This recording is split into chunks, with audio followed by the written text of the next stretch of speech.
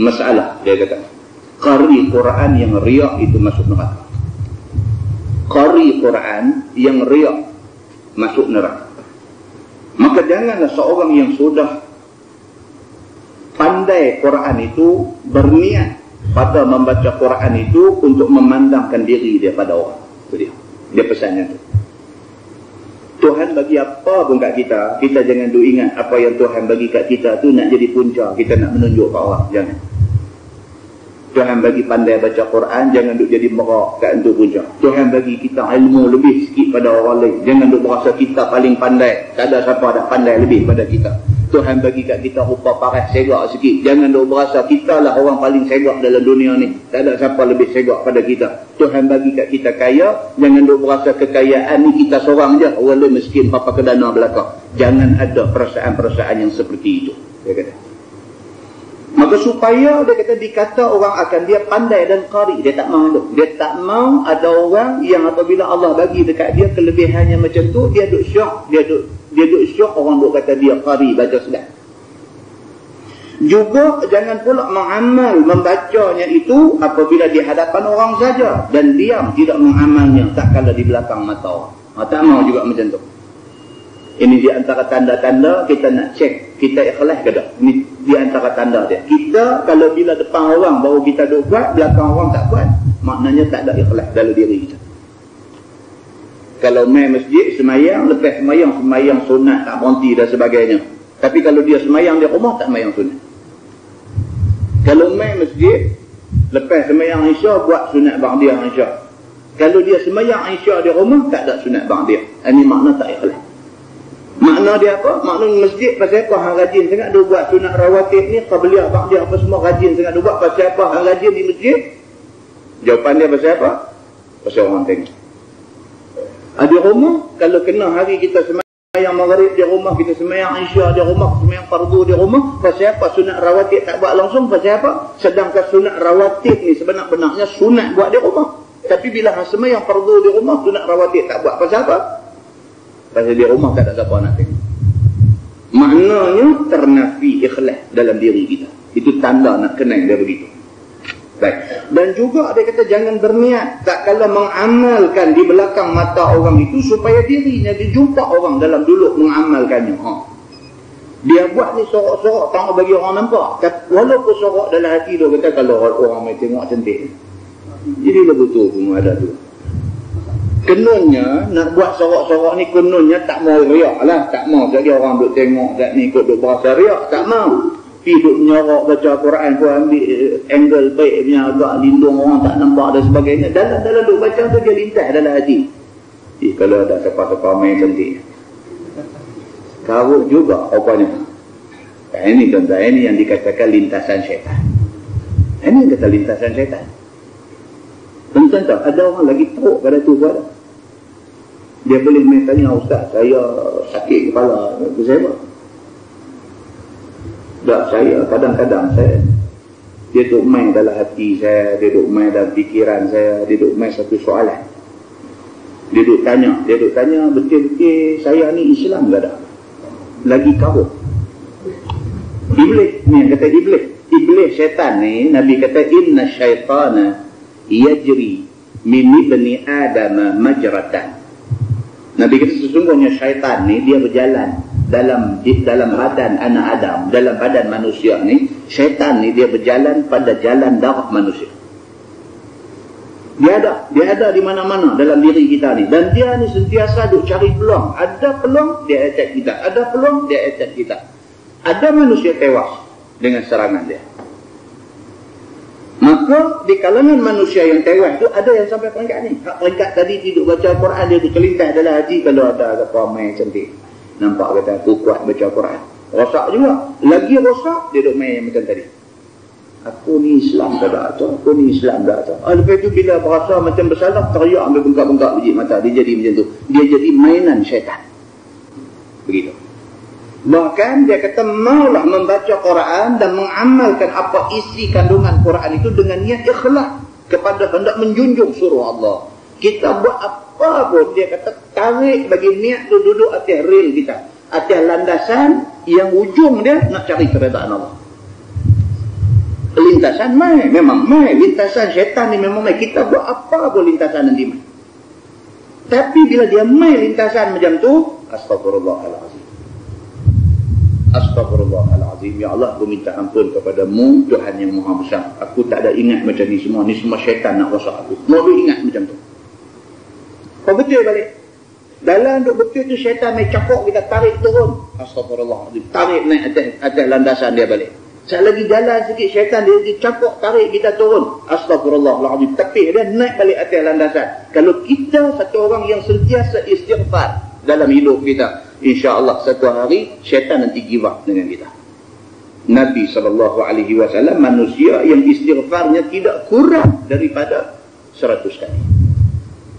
Satu riwayat kata tidak kurang daripada 70 kali. Pasal apa? Pasal Nabi nak bagi tahu dekat kita bahawa syaitan, bahawa iblis ni 1000 daya dia akan cuba untuk nak tarik kita bagi gelincang daripada jalan dia. Begitu. Maka jikalau niat tidak ikhlas kepada Allah seperti perbuatan yang di atas tadi, maka jadi batal pahala amal membaca Quran itu. Baca Quran penat aja, tak boleh pahala. Pasal apa? Pasal kita niat nak menunjuk kepada orang. Bahkan masuk neraka pada hari kiamat. Na'udzubillahi min zalik. Terbatal pahala pun rugi dah, tuan-tuan.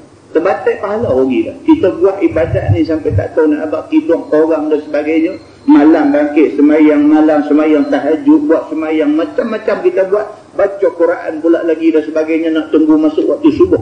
Orang lain bangkit pukul 5.30, pukul 6 bangkit nak semayang subuh. Kita pukul 4.30 bangkit dah.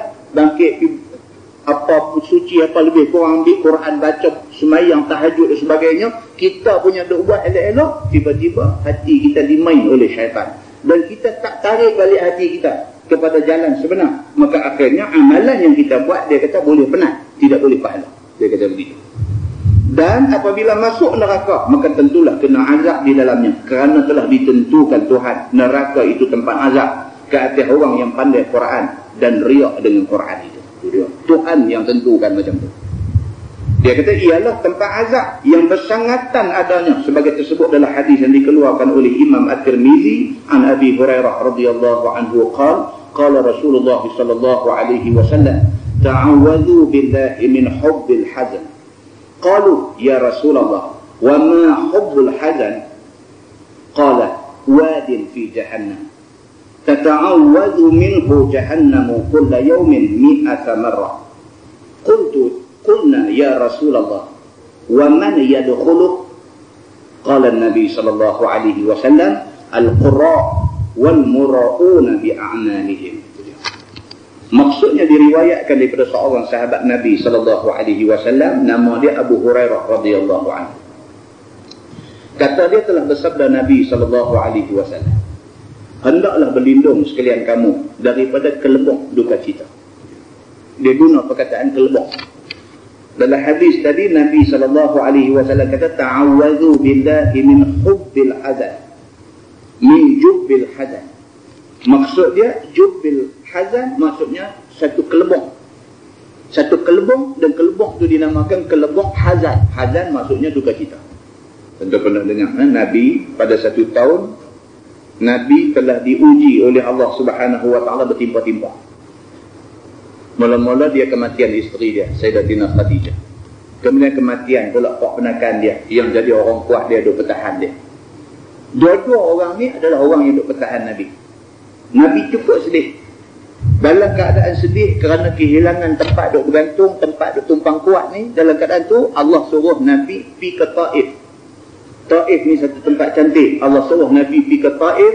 Mudah-mudahan pergi tempat cantik ni kok berasa reda masalah duka cita yang Nabi duk tanggung. Bila sampai di Taif, penduduk Taif baling ketir batu, cedera berdarah Nabi SAW. Dalam keadaan macam tu, sudah jatuh ditimpa tangga, dalam keadaan sedih macam tu, maka dinamakan tahun tu tahun Amul Hazan. Dia kata Amul Huzni, tahun kesedihan. Hazan ataupun Huzni maksudnya kesedihan. Dalam hadis ni dia nak bagi tahu kat kita, dia kata dalam neraka. Dalam neraka tu ada satu tempat, dia macam kelebok. Tempat kelebok ni dinamakan kelebok duka cita. dinamakan kelebok tu, tempat kelebok tu dinamakan oleh Nabi SAW dengan nama Jubil Hazan. Dinamakan kelebok tu dengan nama kelebok duka cita. Bila didengar oleh sahabat Nabi SAW akan sabda Nabi yang demikian itu, maka mereka tanya Nabi. Kerana mereka tidak tahu apa dia kelebok duka cita tu. Sahabat bila dengar Nabi kata dalam neraka ada satu kawasan kelebok. Kelebok tu dinamakan kelebok duka cita. Sahabat tak faham. Sahabat nak tanya Nabi. Maka kata mereka itu, ya Rasulullah, apa dia kelebok duka cita itu? Yang kata kelebok duka cita dalam neraka ni apa dia? Tiada erti dan tiada mengetahui kami akan dia. Sahabat kata kami tak tahu ni. Yang kata kelebok duka cita tu apa benda? Maka jawab Nabi SAW, adalah kelebok duka cita itu satu lembah yang terdapat dalam neraka Jahannam. Nabi kata dalam neraka Jahannam, neraka paling teruk ni neraka Jahannam. Neraka itu daripada tanah lembah ataupun kelebok itu oleh sebab kuat panasnya dan kuat seksa Allah kat atas orang yang masuknya. Neraka Jahannam tu dah memang cukup teruk dah. Dalam neraka Jahannam yang teruk tu ada satu tempat paling teruk. Tempat itulah yang dinamakan kelebok duka cita. Bukan kata manusia takut dengan kelebok duka cita tu. Neraka sendiri pun takut dengan tempat tu. Tuan boleh faham? Neraka sendiri pun takut dengan tempat tu. Begitu. Seolah-olahnya tiada tertanggung oleh neraka itu sendiri, oleh seksanya dan teruk tu ada satu tempat paling teruk. Tempat itulah yang dinamakan kelebok duka cita. Bukan kata manusia takut dengan kelebok duka cita tu. Neraka sendiri pun takut dengan tempat tu. Tuan boleh faham? Neraka sendiri pun takut dengan tempat tu. Begitu. Seolah-olahnya tiada tertanggung oleh neraka itu sendiri, oleh seksanya dan oleh panasnya itu. Neraka pun tak boleh tahan dengan kelebok ada tu.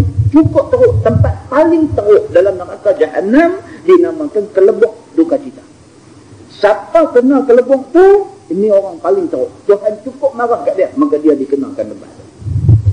Muslimin dan muslimat yang dirahmati Allah sekalian. Seolah-olahnya tiada tertanggung oleh neraka sendiri akan seksa dan akan panasnya itu. Bila didengar oleh sahabat akan sabda Nabi SAW yang demikian itu, lalu ditanya oleh mereka itu lagi dengan kata mereka, ya Rasulullah, siapakah yang akan masuk ke dalam kelebok duka cita itu?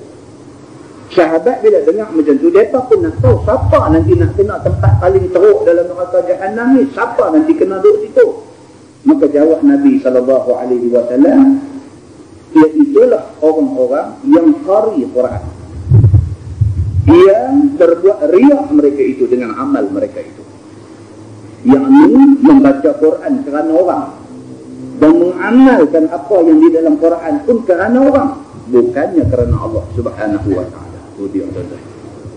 Takut. Kalau sekiranya dengan Quran pun boleh jadi macam tu, kalau sekiranya dia buat kerana orang, apatah lagi kalau dia buat benda lain kerana orang. Maka mereka itulah yang masuk dalam kelebok duka cita itu. Kata At-Tirmizi, ini hadis hasan lagi mari. Kita masuk tajuk baru, dia kata bab amalul bir. Itu bab pada menyatakan hadis yang menerangkan amal bersembunyi. Dia nak cerita pula kat kita, amalan kalau buat ni elok sorok ke, elok bagi orang tahu ke. Ini dia nak bincang pada malam ini. Hak kes kita duk baca tadi, kes pasal apa? Pasal nak tunjuk ke orang. Kerana nak tunjuk ke orang, kena satu tempat yang dinamakan kelebok duka cita. Dan tempat tu merupakan tempat paling teruk di dalam neraka Jahannam yang teruk. Dan dia nak kata dekat kita ni, nak cerita pula tentang amalan ni. Adakah disuruh kita bila buat satu amalan biar secara sembunyi, dia bagi tahu kawan. Ketahuilah saudaraku, beramal ibadah itu ada kalanya dipuji syarak diperbuatnya di hadapan mata orang. Yang ini tidak dengan bersembunyi. Dan ada kalanya dipuji syarak diperbuat di belakang mata orang, yakni dengan bersembunyi. Ada kita tak tahu.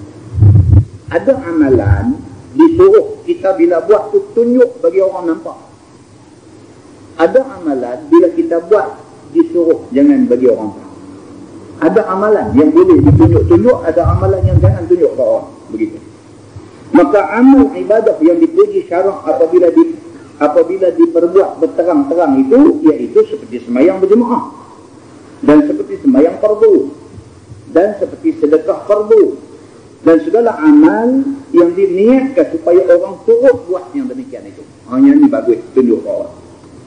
Sembahyang jemaah bagus, dia kata tunjuk ke orang. Tunjuk, kata bila masuk waktu bang, pakat turun main masjid nak sembahyang ni, macam mana di Mekah Madinah tu. Kalau orang Islam boleh buat macam tu, tunjuk dengan niat nak tunjuk ni, kita nak turun di masjid, nak semayang jemaah, ramai-ramai tujuan kita selain daripada semayang ni kerana nak menghadap Allah, nak mencari keredaan Allah, selain pada tu nak tunjuk kepada orang, supaya orang nampak ini dia orang Islam bersatu apabila melakukan ibadah. Orang takut tu kan? Kalau kita boleh buat lebih tu tiap-tiap waktu, sehari 5 kali, Cina-Cina ada pun ni takut je.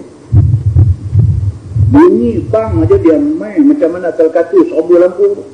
Dia main berhenti kereta, berhenti motor, berhenti apa semua, masuk main semayang penuh masjid. Sehari 5 kali dia buat macam tu. Sehari 5 kali. Saya ingat Cina depan ni masuk Islam sama. Oh, dia kata mana mau cari macam ni punya semangat, bersatu padu di kalangan sama seagama. Mai itu pula bukan satu bangsa. Mai ni berbagai-bagai bangsa, agamanya satu. Boleh masuk mai duduk satu masjid, semayang sama-sama, tunjuk lepas habis semayang bersalam, berpeluk aku dan sebagainya. Kalau benda ni boleh buat, orang lain duk tengok ni, satu benda sampai ke hati mereka, satu message kita dah bagi kat mereka. Tak payah bercakap, tak payah bercakap dah. Dia tengok tu, dia nampak perpaduan di kalangan orang Islam ni, nampak pada mata. Ini saya kata jenis amalan macam ni elok buat tunjuk kat mereka. Dia kata begitu. Dan amal yang dipuji syarak disembunyikan memperbuatnya, iaitu segala amal yang bukan fardu, seperti zikir dan tasbih dan qiraat dan sebagainya. Orang ni lagi baik tak tunjuk. Kita orang yang kuat zikir terus tunjuk. Sampai dia naik motor, duduk tarik biji tasbih lagi. Ya, dia naik motor ni, dia pegang handle ni, dia pegang biji tasbih, tarik. Terkejut nak pakai brek, tali tu sangkut di handle motor, kau main pergi waluri. Ya, tak mesti bila nak zikir, tak kena duk tarik biji tasbih nak tunjuk kata dia sampai duk buat motor untuk berzikir. Benda macam ni, benda sunat, terus tunjuk ke orang lah. Tasbih tu taruh di dalam poket, naik motor elok-elok. Zikir lah, nak zikir. Tapi tak payah duk show off. Dia nampak tasbih lagi duk berjalan sambil duk buat motor. Begitu, dia kata. Dan dia kata tasbih, zikir, qiraat dan sebagainya, baca Quran. Qiraat ni maksudnya baca Quran. Tak payah dia main tunjuk ke orang dan sebagainya, dia buka mikrofon semua baca Quran, orang-orang dia ada sebagainya, tak sah. Baca Quran, balik di rumah, buka Quran, baca di rumah. Cantik, dia kata begitu. Maka apabila seorang itu beramal ibadah dengan sembunyi, kemudian dijumpa orang akan dia, lalu sukacita hatinya dijumpa orang itu, kerana dapat kepujian baik dan dapat dibesarkan orang dan dapat kemuliaan daripada orang, maka orang itu riak namanya. Dia buat sembunyi, lagu kita kata tadi, tapi ada dia ingat dalam hati, mau ada siapa main nampak cantik. Mereka duk kata aku ni jahat apa, mak mereka mau jumpa aku duk baca Quran ni baru daripada akal. Dia ingat macam tu. Tapi buatnya tarik apa cerai tu lagu katuk dulu, dia duduk seorang balik tu duduk bunyi baca apa tu, tapi dalam hati tu duduk harap sangat, harap janganlah ada siapa-siapa main duduk buka cerai dia tengok aku duduk baca cantik. Itu riak, dia kata membatalkan pahala. Maka batallah pahala amalnya itu. Dan jikalau seorang itu beramal ibadah dengan sembunyi, kemudian dijumpa orang, lalu perkenan dia akan jumpa orang itu supaya diturut orang. Ini lain pula. Dia pergi nyorok baca Quran apa tempat sembunyi apa semua, tak mau nak tunjuk ke orang. Tiba-tiba ada orang nampak. Bila ada orang nampak, teringat dalam hati dia, dia bagus juga depan ni tengok. Dia tak kata dia nak menunjuk. Dia kata bagus juga depan ni tengok. Kalau depan tengok macam ni, takkan mereka pun nanti baca sama. Orang boleh mengambil dia jadi contoh. Oh, dia ni bagus sungguh, kata. Tiap pagi lepas sembahyang subuh, dia hidup baca Quran. Kalau nak jumpa dia, kata lepas sembahyang subuh, hampir belah belakang, penjuru balik kiri tu. Dia hidup ada tentu. Lepas sembahyang subuh, tiap-tiap pagi, tempat dia tentu, duduk baca Quran. Kita mau buat macam dia. Orang ambil kita jadi contoh, maka daripada kita seorang, jadi 5 orang, jadi 50 orang, pakat duduk baca Quran, kerana mencontohi kita. Ini baik, dia Dia tak ada rasa riak, tak ada berasa nak tunjuk ke orang, cuma dia rasa kalau dia buat ni boleh jadi contoh ke orang, orang boleh ambil contoh dengan dia, maka ini satu kebaikan. Dia ingat macam tu. Maka dia kata supaya dipuji orang akan dia sebagai orang yang suka berbuat ibadat dan berbuat baik, maka itu dapat dua pahala. Yang pertama, pahala dia sembunyi ibadat. Yang keduanya, pahala dia jumpa orang akan dia berbuat ibadat dan orang rasa terangsang dengan ibadat yang dia buat. Dua pahala dia dapat. Maka demikianlah dalil yang menunjukkan yang demikian itu sebagai hadis yang dikeluarkan oleh Imam At-Tirmidzi. Kata dia an Abi Hurairah radhiyallahu anhu qala rajul ya Rasulullah ar-rajulu ya'malu al-'amal fayusirru fa idza tuli'a 'alayhi fa'ajabahu dhalik. Diriwayatkan daripada seorang sahabat Nabi sallallahu alaihi wasallam. Nama dia Abu Hurairah radhiyallahu anhu. Katanya telah berkata seorang laki-laki kepada Nabi sallallahu alaihi wasallam, "Ya Rasulullah, seorang laki-laki beramal dia akan satu amal, maka bersembunyi dia. Yang ini tiada buat dia akan amal itu di depan mata orang, bahkan di belakang mata orang, supaya jangan orang lihat akan dia beramal. Tiba-tiba sudahlah dilihat orang ke atasnya membuat amal itu. Lalu sukacita ia akan jumpa orang akan dia beramal itu, maka apakah hukumnya ya Rasulullah?" Ini sahabat tanya Nabi. Katalah satu orang tu memang dia tak mau tunjuk ke orang. Memang dia tak mau tunjuk ke orang, kata dia ni kuat baca Quran. Dan dia pun nak baca Quran, dia pergi cari tempat yang agak-agak orang tak nampak dia nak baca Quran. Tiba-tiba ada orang main tengok dia tengah duk baca Quran. Bila orang tengok dia baca Quran, orang yang tengok dia pun takat pergi baca Quran, maka sukacitalah hati dia. Dia seronok. Pasal apa? Pasal dia sudah jadikan contoh kepada kawan tu. Dengan kerana dia baca, kawan tu pun pergi baca sama. Main orang lain tengok lagi, baca sama. Maka dia seronok kerana dia sudah jadi contoh kepada benda baik pada orang-orang lain. Apa hukum orang macam ni? Qala Rasulullah sallallahu alaihi wasallam, Nabi sallallahu alaihi wasallam jawab, lahu ajrani, ajrus sirri wa ajrul alaniyah. Nabi sallallahu alaihi wasallam bersabda, adalah bagi orang yang demikian itu dua pahala. Pertama, pahala amal bersembunyi daripada pandangan mata orang. Itu satu. Memang dia tak mau nak cari pasal nak jadi riak ni. Dia nak elak. Satu pahala dapat. Keduanya, pahala amalnya yang terang-terang sebab dijumpa orang.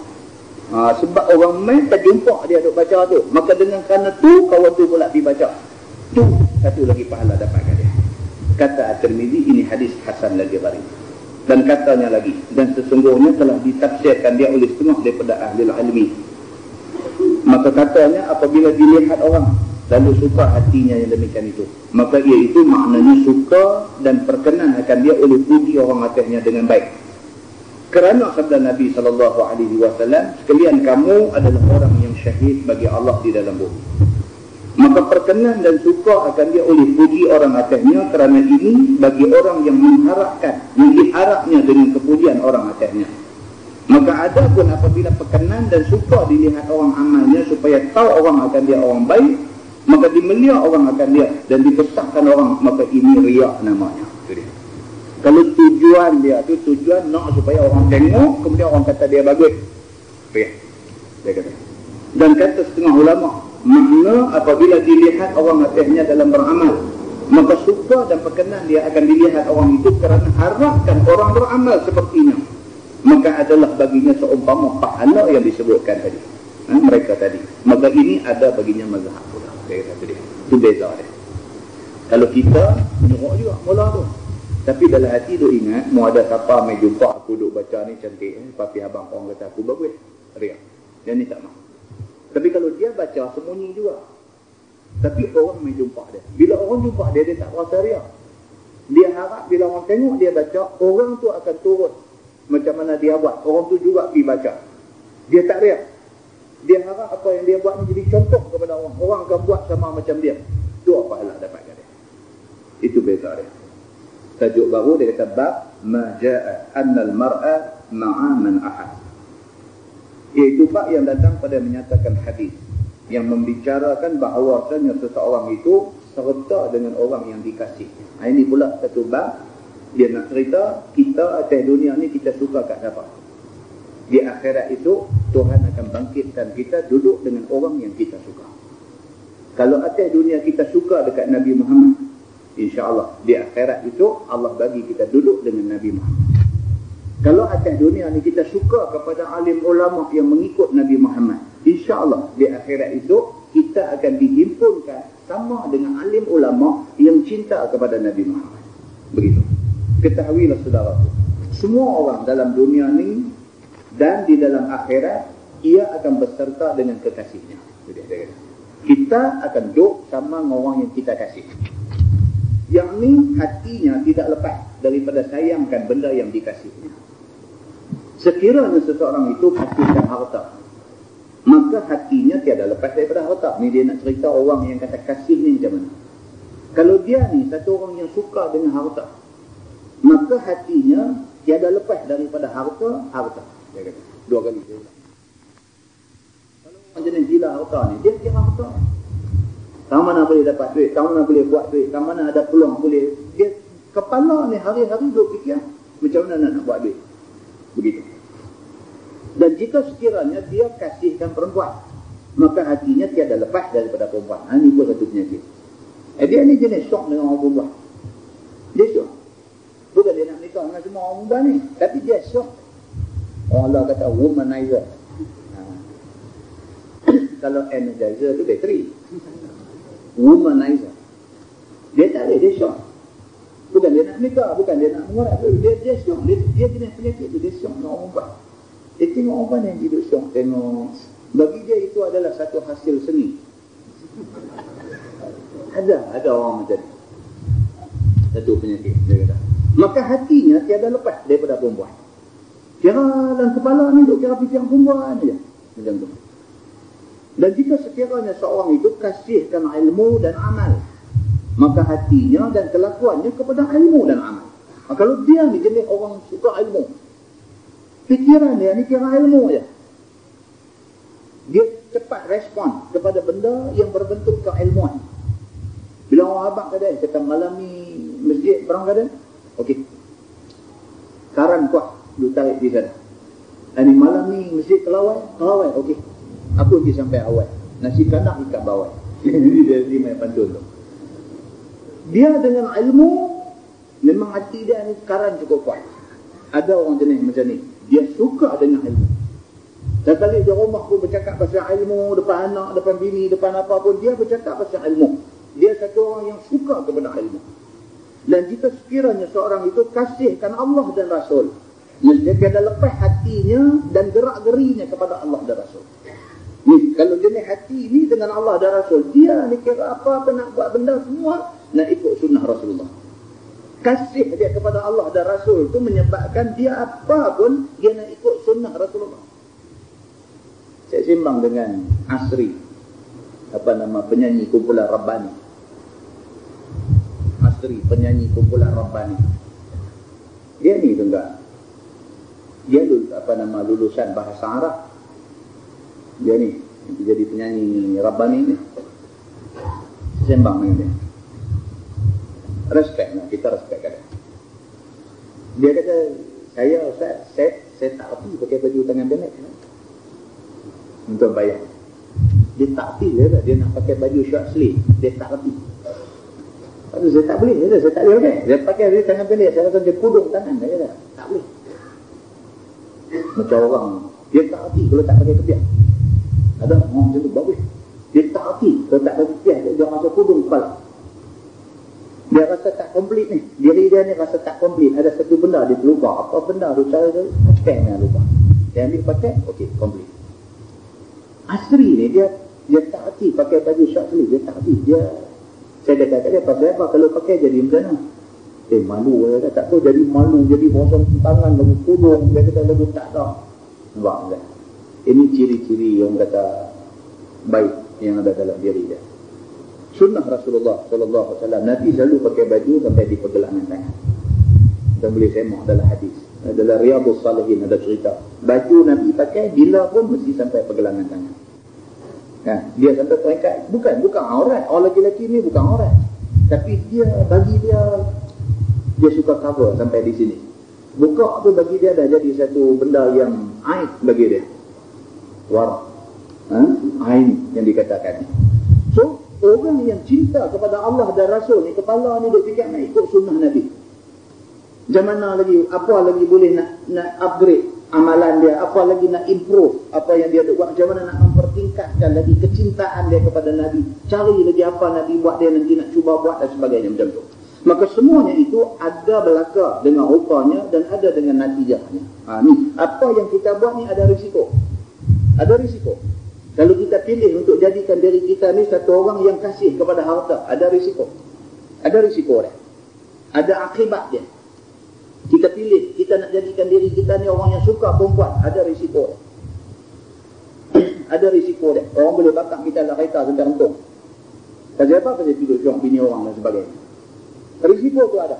Kalau dia ni jenis suka kepada ilmu, ada risiko dia.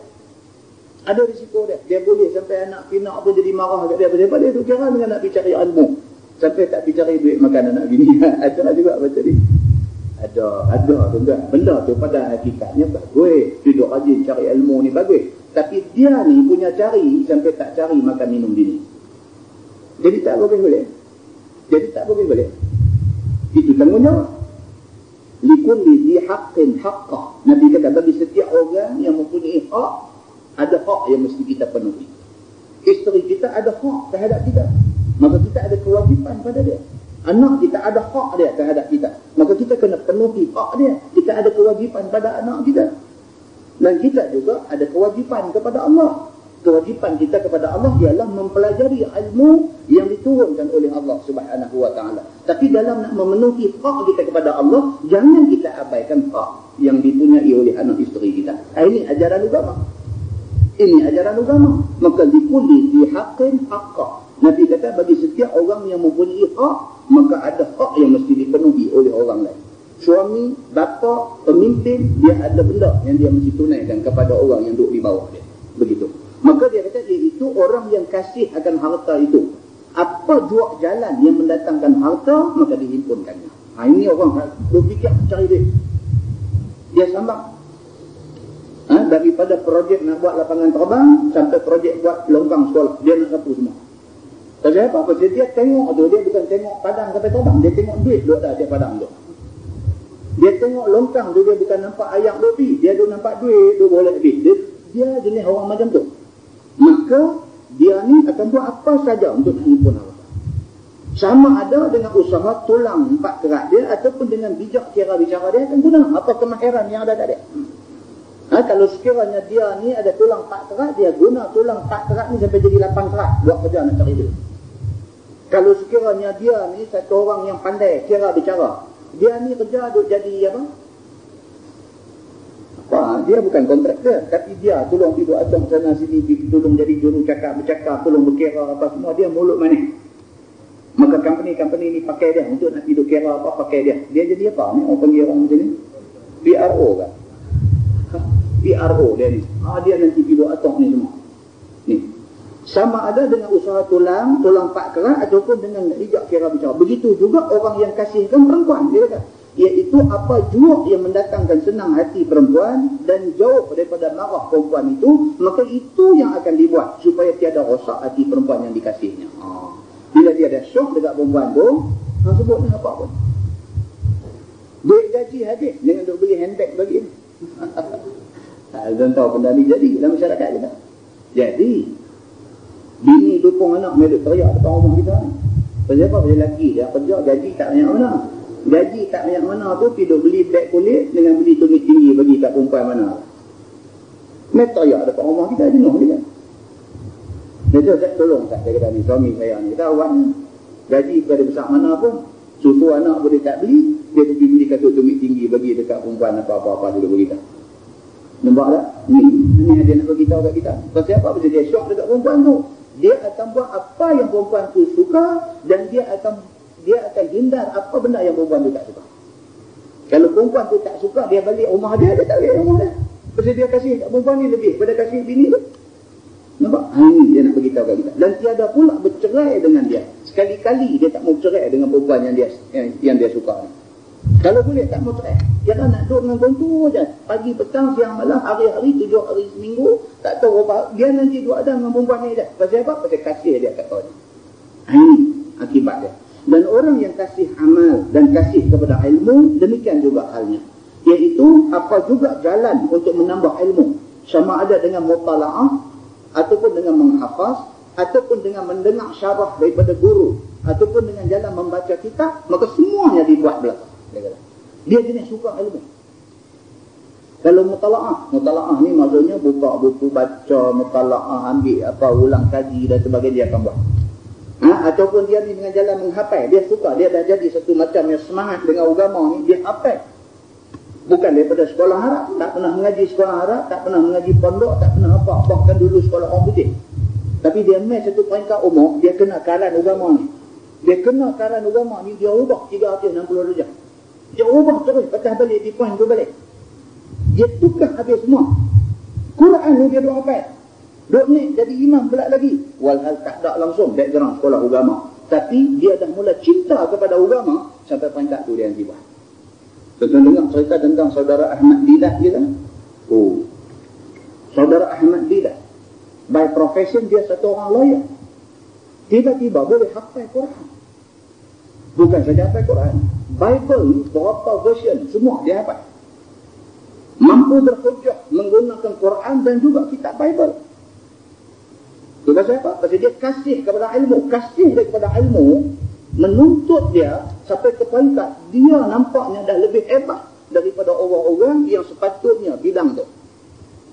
Ini Allah Subhanahu Wa Taala suruh Nabi sallallahu alaihi wasallam apakah kita benda-benda macam ni. Dia mendengar syarah guru, dia dengar rajin ni duk dengar. Berapa ramai budak-budak kita ni, student Malaysia pergi mengaji di Al-Azhar Mesir. Kalau sekadar nak mengaji di Universiti Al-Azhar saja balik mai tak cukup. Tak cukup. Tapi kalau dia pergi mengaji di Al-Azhar, waktu malam dia pergi mengaji di masjid dekat syekh-syekh ada mengajar di masjid ni. Dia akan berusaha untuk mempercukupkan ilmu dia. Kalau sekadar masuk kuliah, masuk lecture, dengar pensyarah cakap apa semua, tak cukup. Tak cukup. Dia cari ekstra lagi. Malam, masjid ni. Mana masjid ada guru-guru yang hebat-hebat di Mesir. Banyak orang yang hebat-hebat ada. Dia pergi mengaji. Dia ambil lagi ilmu ni. Lebih berkat lagi. Ambil daripada guru-guru yang mengajar di masjid ni. Maka, dia satu orang yang mencintai ilmu. Dia mendengar syarah guru. Ataupun dengan jalan membaca kitab-kitab. Yang semuanya itu dibuat belakang. Baca kitab. Macam-macam dia baca. Kerana dia cinta ilmu. Supaya jangan ilmunya itu hilang. Dia takut ilmu hilang. Tuan, kita mengaji. Kalau balik kita tak praktis. Sah aja. Orang bidang agama. Pergi mengaji di Mesir, pergi mengaji di Jordan, pergi mengaji di Morocco, pergi mengaji di Syria, pergi mengaji di mana tempat. Buat bidang bahasa Arab. Balik main Malaysia. Tak mengajar bahasa Arab. Balik main Malaysia kerja di pejabat. Saja duduk tengok borang je. Sekali borang ni main sains, sekali borang ni main sains, sekali buat hotel kerja apa semua. Setahun cukup. Tak erti cakap Arab. Tak erti cakap Arab. Pasal apa? Pasal dia tak beramal dengan ilmu bahasa yang dia belajar. Balik main setahun, dia tak erti cakap Arab. Dia dengar orang Arab cakap dia faham. Dia nak cakap alif tak lebih. Pasal apa? Pasal dia tak praktis benda tu. Ilmu ni macam tu. Ilmu ni macam tu. Dia nak mai kat kita berapa punya susah nak mai kat kita tu. Dah dia mai kat kita, dia nak terbang cukup senang. Lebih-lebih lagi ilmu Quran. Ilmu Quran nak boleh ke hafal ayat Quran ni bukan main punya susah. Dan kita boleh hafal elok dah. Lepas tu kita tak apa nak kisah ke ayat tu. Dia hilang habis tu. Dia hilang habis. Cukup mudah. Ilmu dia bercerai daripada kita ni dalam masa sehari semalam dia boleh terbang. Ini dia nak bagi tahu. Dan orang yang kasihkan amal itu pula tidak ia tahu dia. Ini orang yang suka beramal. Dia tak boleh duduk dia. Mulutnya membaca yang berfaedah dunia akhirat. Duduk saja-saja atau mulut kan? Habis semayang, jalan kaki nak balik ke rumah dan sebagainya. Mulut ni sentiasa ada saja benda. Dia baca ayat Quran, dia berzikir, dia apa. Pasal apa? Pasal dia satu orang yang cukup nak jaga amal yang dia buat. Begitu. Tangannya bekerja dengan tiada berhenti. Tangan ni kira nak buat apa pun, nak buat benda-benda yang kebaikan ni tak boleh. Main masjid, tengok ada kotong apa sikit, tangan dia tak boleh duduk diam. Kan? Ada orang dia tangan tak duduk diam lah, tapi dia tunjuk ke orang ni. Dia tangan orang dia buang dia tidak. Dia lagu dia tak buang. Ada orang tangan dia sendiri, bila dia tengok macam tu, dia bangkit, dia ambil, dia buang. Dia ambil, dia buang. Dia suka beramal. Begitu. Dan dia kata, mulut dia sentiasa baik, tangan bekerja tiada berhenti, berjalan ada kerja, berdiri ada kerja, duduk ada kerja, tidur ada kerja, sehingga lenanya di dalam tidurnya itu pun tiada lepas daripada mendapat balasan baik dan pahala daripada Allah Subhanahu wa taala. Sampai nak tidur tu Allah bagi pahala dekat dia. Dia nak tidur tu, sebelum nak boleh raib lena tu, sebelum nak raib lena tu, dia duk ingat ayat Quran, dia duk hafal. Lena dalam keadaan duk ingat ayat Quran. Muslimin dan muslimah yang dirahmati Allah sekalian. Dan akalnya sentiasa bekerja. Otak fikir lagi apa lagi aku boleh buat di masjid aku ni. Lu fikir. Apa lagi benda yang aku boleh buat di masjid? Apa lagi program yang aku boleh buat? Selain daripada kita buat kuliah maghrib, selain daripada kita buat jenis-jenis ceramah dan sebagainya, apa benda lagi yang boleh kita buat untuk nak mewujudkan perasaan sayang pada masjid? Bukan, ada masjid aktif buat keyholder nama masjid. Itu semua benda tu nampak kecil, tuan-tuan, tetapi dia menyumbang kepada sayang orang kepada masjid. Tuan-tuan bayangkan keyholder kita mana pun keyholder ni duduk dalam poket. Kita keluar daripada rumah, kunci memang dalam poket. Kunci kereta, kunci motor, kunci pejabat, kunci rumah, kunci apa, mesti ada dalam poket. Kunci ni dia mesti dirangkai oleh satu keyholder. Keyholder tu bubuh masjid Jamek Jelupa. Jadi sekurang-kurangnya bila dia nak ambil kunci, dia tengok masjid. Masjid tu duk lekat di hati dia, dekat. Ada masjid, mereka sampai ke peringkat tu, mereka fikir macam mana ni, otak ni duk fikir. Macam mana nak buat, nak bagi orang sayang kat masjid ni, macam mana nak buat? Korban sebenarnya hari raya ni, masjid jadi penggerak. Masjid, inisiatif masjid, pergi ke rumah-rumah tanya siapa nak buat korban tu ni. Kita centralize semua sekali buat di masjid. Semua agak turun ramai-ramai. 20 ekor kita buat di masjid. Nampak cantik. Daripada penyuruh ni buat 7 orang, penyuruh ni buat 7 orang, corok kampung ni buat 7 orang, tanu buat 7 orang, dia main satu tempat, kita buat turun ramai-ramai, nampak tu, gotong royong, semangat, nampak. Ada orang, bila dia diamanahkan untuk pegang masjid ini, dia dalam kepala dia, fikir macam mana lagi, apa lagi program dia buat.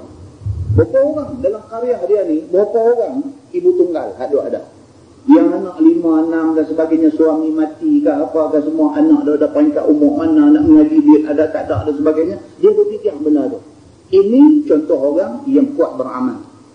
Dia sampai peringkat tu, jawatan itu bagi dia adalah jawatan yang menuntut dia suruh bekerja. Jadi nak kerja, otak nak kena fikir. Supaya kerja yang dia buat itu tidak jadi bazir tenaga begitu saja. Dan tidaklah lepas daripada 3 perkara yang digunakannya. Tidak pun lidahnya, tidak pun tangan kodratnya, dan tidak pun akal fikirnya. 3 benda ni sentiasa duduk jalan melakukan amal kebaikan. Maka itulah orang yang kasihkan amal. Tetapi akal, tangan, kodratnya, tidak pun akal fikirnya, maka itulah orang yang kasihkan amal. Tetapi akal yang sempurna kasih dia akan amal ibadah, dan akal yang tidak sempurna itu kasih dan suka ia menurut apa kehendak dan kemahuan hawa nafsunya. Sebaliknya orang kalau tidak ada cinta pada amalan, tidak ada cinta pada ilmu, satu aja, dia akan jadi orang yang ikut nafsu. Itu aja. Kita kalau hati kita ni dia ada kekosongan. Kalau kekosongan itu kita isi dengan agama, cantik kita. Tapi kalau kekosongan tu kita tak isi dengan agama, hak lain nanti masuk. Pasti dia kosong. Kosong ni dia kira ada benda nak masuk. Kalau kosong tu tak diisi dengan agama, dia main hak lain. Hak lain ni hak tak elok. Maka akhirnya rosak habis semua. Inilah yang agama nak beritahu kat kita. Dia kata maka tinggallah lagi orang yang kasihkan Allah dan Rasulullah itu, iaitulah orang yang tidak lepas hatinya, rindu dendam, hendak bersama-samanya dan hendak melihat wajahnya. Sentiasalah dia rindu dan asyik kepada Allah dan Rasul, sehingga dijaganya dengan sungguh-sungguh apa yang disuruh oleh Allah dan Rasul, dan dengan sungguh-sungguh menjauhkan apa yang ditegah oleh Allah dan Rasul, supaya tidak putih kasih Tuhan dan Rasul kepadanya. Dan minta dia kepada Allah dengan sungguh-sungguh hati untuk melihat wajahnya di negeri akhirat, dan tidaklah putih hatinya rindu dan dendam sebagaimana orang dengan kekasihnya. Demikianlah yang dikatakan orang yang menjadikan Allah dan Rasul itu sebagai kekasihnya. Dia kata ni yang disuruh oleh agama kita. Dan demikianlah hal tiap-tiap orang di dalam dunia ini, tiap-tiap waktu dan tiap-tiap saat, dia dengan kekasihnya. Yang ni hatinya tidak lepas daripada sayang dan kekasihnya. Dan masing-masingnya ada dengan kekasihnya itu. Tetapi tiada lebih baik dan lebih manfaat daripada kasihkan Allah dan Rasul. Dan tidak ada banding manfaat itu, sama ada di dunia ataupun di akhirat. Dan dalil yang menyebutkan tentang benda ni ada di dalam sebuah hadis Nabi SAW yang akan kita baca pada bulan depan. Kalau nak habis sikit lagi, sikit ni boleh ikut tak tahan dulu. Kita baca cepat-cepat.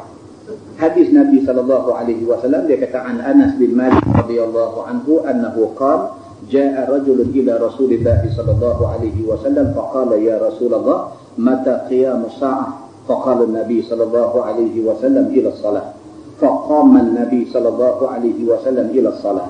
Maksudnya diriwayatkan daripada seorang sahabat Nabi namanya Anas bin Malik radhiyallahu anhu. Berkata Anas, datang seorang Arab Badui masuk ke masjid Nabi sallallahu alaihi wasallam. Langsung bertemu dengan Nabi sallallahu alaihi wasallam sedang keluar daripada rumahnya. Ini cerita.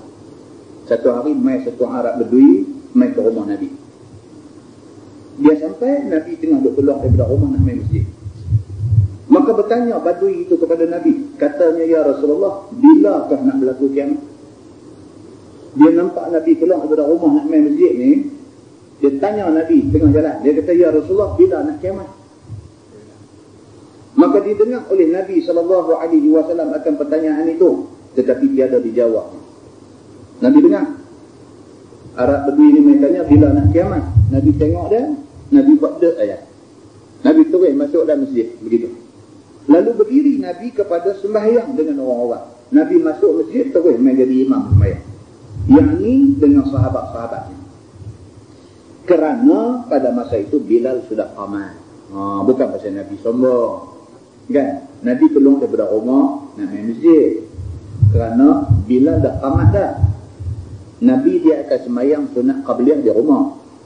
Lepas sembahyang sunat qabliyah, Nabi keluar main. Nabi dengar Bilal qamat, Nabi keluar main nak masuk masjid. Masa dia berjalan nak main masuk masjid ni, Syekh ni terus apa bertanya. Tak dan dah terus, ya Rasulullah ni betul-betul nak kiamat bila? Nabi tengok dia, Nabi tak kata apa, Nabi terus masuk dalam masjid jadi imam sembahyang. Falamma qada salatah qala an-nabi sallallahu alaihi wasallam aina as-sa'ilu an qiyam as-sa'ah faqala ar-rajul ana ya Rasulullah qala ma a'dadta laha.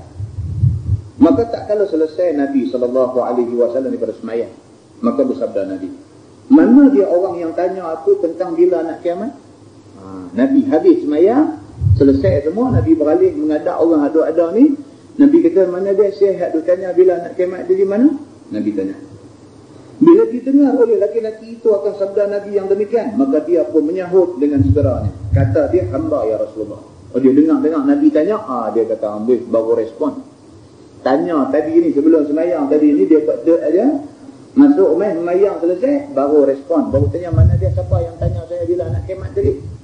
Dia ni dengar Nabi tanya itu, dia kata, ana ya Rasulullah, saya yang tanya tadi ya Rasulullah.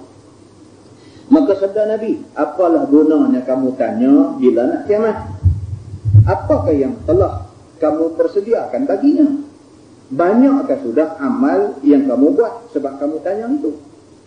Nabi kata, kalau duk tanya bila nak kiamat ni pasal apa? Nabi kata, awak dah ready sangat dah kah? Nabi kata, amalan yang kamu buat dah cukup dah kah? Kamu dah bersedia dah kah? Kalau kata kiamat hari ni, kamu dah ready dah? Nabi tanya dia, apakah dapat kepada kamu kalau kamu tahu bila nak kiamat? Jangan tidak kamu tahu. Tidak ada satu faedah yang lebih besar daripada kamu tanya, melainkan bertanya apa yang membawa faedah bagi kamu. Nabi kata kat dia, dan ni lagu ni, kita kalau nak tanya, biar benda yang kita nak tanya tu betul-betul boleh bawa faedah kat kita.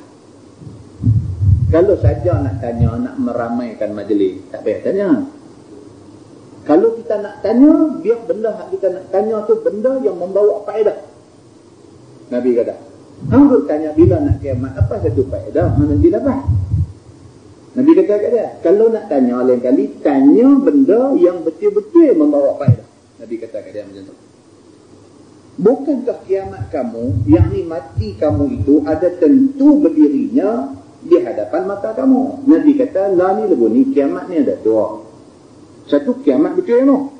Bila malaikat cuk sangka kala, kiamat. Itu satu kiamat. Yang kedua, kiamat juga. Nabi kata, bila hang mati, mati tu kiamat. Nabi kata. Apa makna kiamat? Yaumul akhirah. Apa makna yang kata hari akhirat? Maksudnya ialah hari akhir bagi dunia ini. Hari akhir bagi dunia ini bergantung, dinisbahkan kepada individu. Hari mati ya. Hari kita mati itu hari penghabis kita. Orang lain ada lagi lah. Tapi kita mati hari itu hari penghabis kita.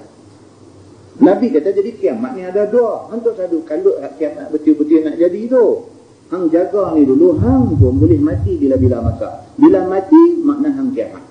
Nabi kata dia. Entah sekarang, Nabi kata tak sekejap lagi, habis aku terang ni, itu satu macam yang Allah mati. Boleh jadi, Nabi kata, entah besok. Nabi tak kata besok, hari ni pagi ni duduk sembang dengan aku, besok orang telefon mai abang kata hang mati. Maksudnya tak ada telefon lah, dia bantu lari mai abang dekat Nabi. Kata, ya Rasulullah, kemarin ada sembang beras dengan hang tu tak ada dah. Macam tu. Entahkah berapa bulan ataupun berapa tahun. Nabi kata mati ni tak tahu bila. Yang tu ada cerita dah.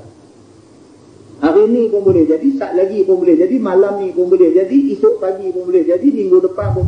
Bila-bila masa, mati ni boleh berlaku pada bila-bila masa. Nabi kata. Mengapa tidak kamu sediakan barang yang berhulu daripada berlaku kiamat kamu tu? Nabi kata, apakah alangkah baiknya kalau sekiranya tak saja sibuk tanya bila nak kiamat, tapi perkemah diri. Maknanya bila juga kiamat kita ready. Itu lebih baik, Nabi kata. Apa gunanya kamu tanya kiamat alam ini?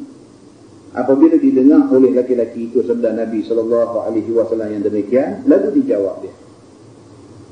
Faqala, ya Rasulullah, ma a'dadtu laha kabira salat, wala saum, illa anni uhibbu Allah wa rasulah. Kata dia, ya Rasulullah, tak ada apalah yang hamba sediakan, sama ada semayang sunat yang banyak ataupun puasa sunat yang banyak, dan tiada juga sedekah yang banyak, dan tak ada apa, hanya hamba kasihkan Allah dan Rasulullah.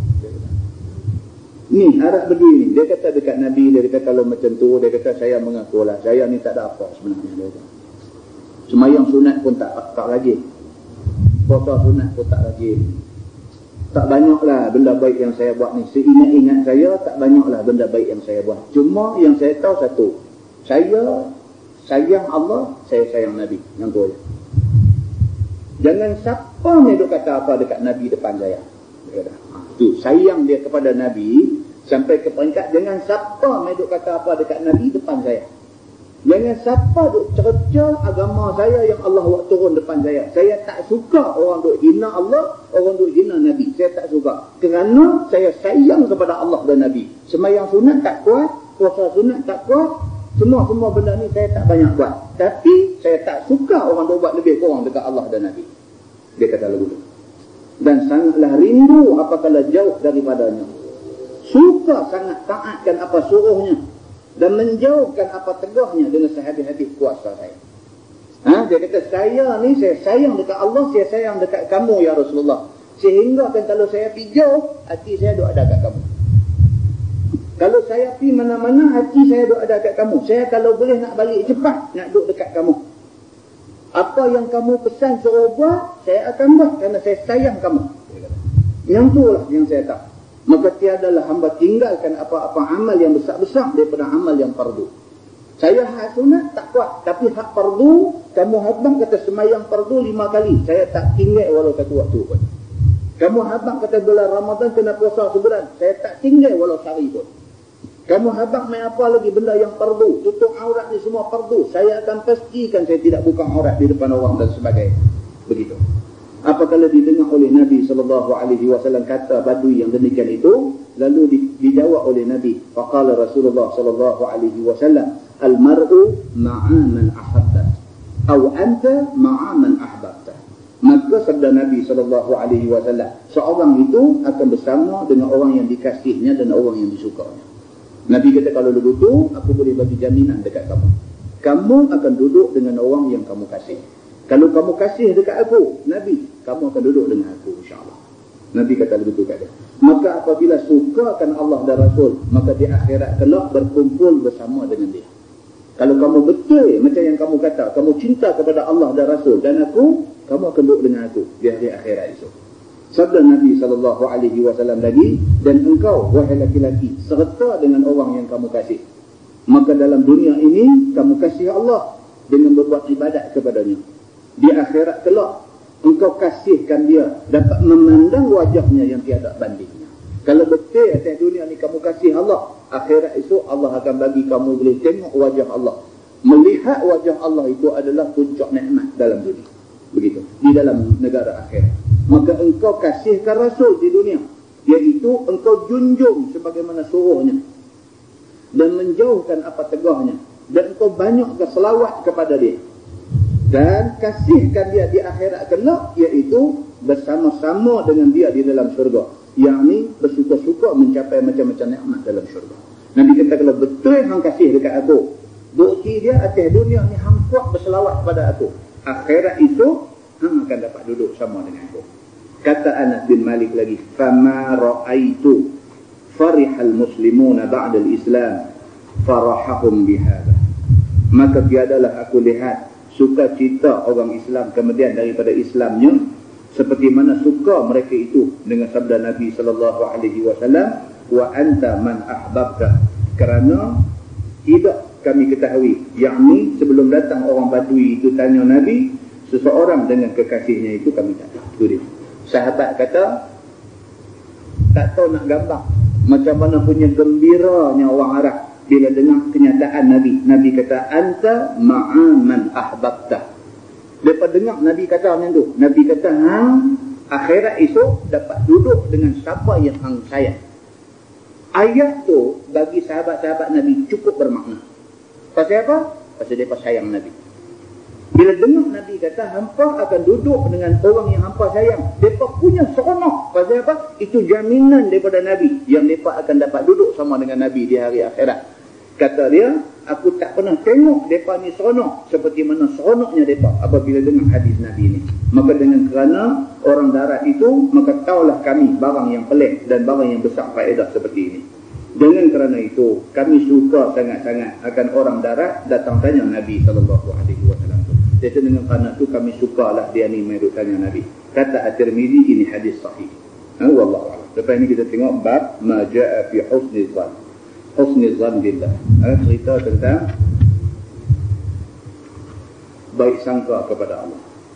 Yang baik itu kepada Allah, tak baik sini. Ditanggung dengan tasbih kafarah dan surah.